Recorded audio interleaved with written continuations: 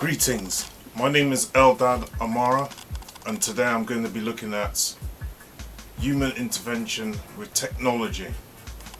Growing up when I was a child, we had nowhere near as much technology as there is today. Back in the day, we had washing machines, we had tumble dryers, we had Amstrad computer, and maybe a mobile phone, which was in the form of a Motorola. Had a battery on it, and about after every 3 hours you had to recharge the battery, so it didn't have very long battery life. But now, when I compare that technology when I was a kid compared to now, you can see a massive difference, and technology has come along. Films such as Robocop, Back to the Future, all of these films all have some form of technology which they're trying to get people used to. I can remember back in the day, Star Trek for example, when I was growing up as a kid, I had flip phones, but this was sci-fi, so we didn't actually have flip phones at the time, but now we have them. Sliding doors. When you go into a shop, the doors slide open.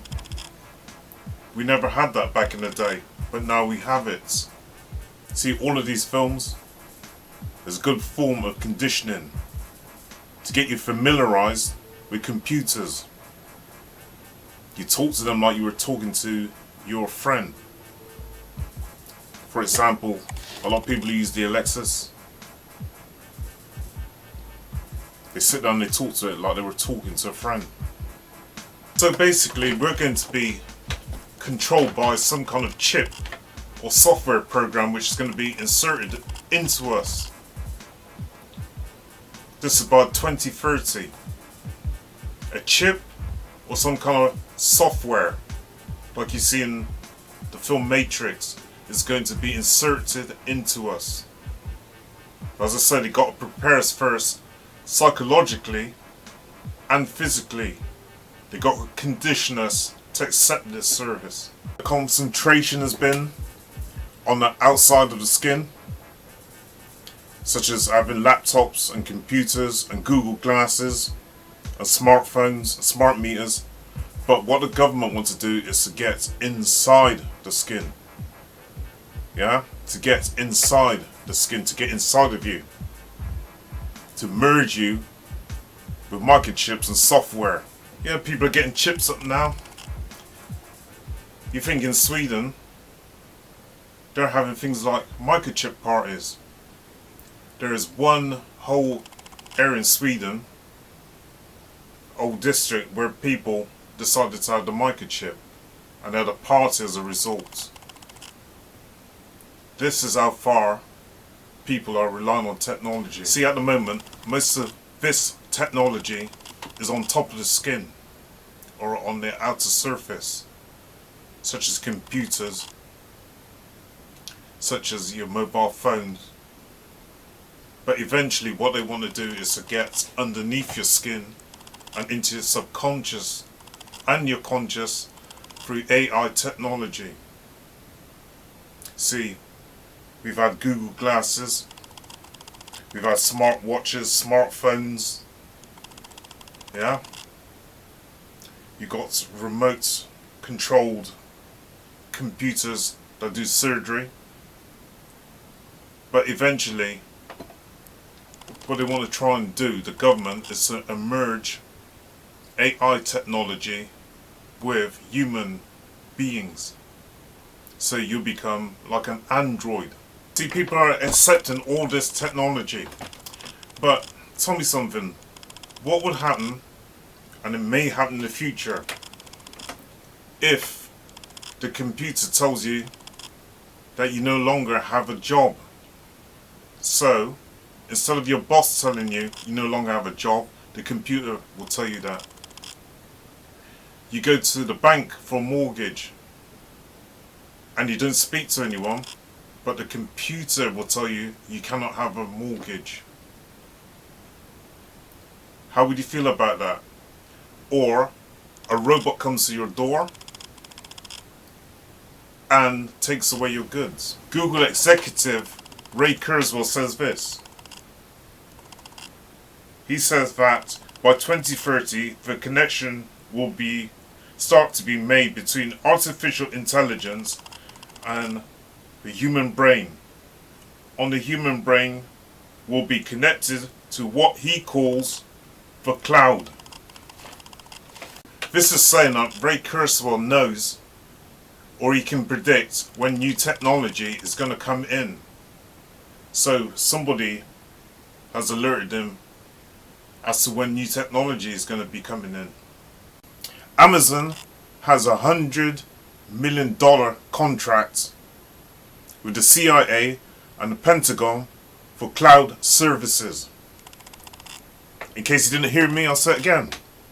Amazon has $100 million contract with the CIA and the Pentagon for cloud services. So what do you think they're going to do with this information? Think about it. What are they going to do with this information? Why is the CIA being involved? And why is the Pentagon a lot of our information stored in clouds? Personal information such as our bank account details, where we live, our date of birth, name of our partners, all of this information. And the people who will have control of this information, you need very little people because everything is stored in one place. So you need very few people to control this system.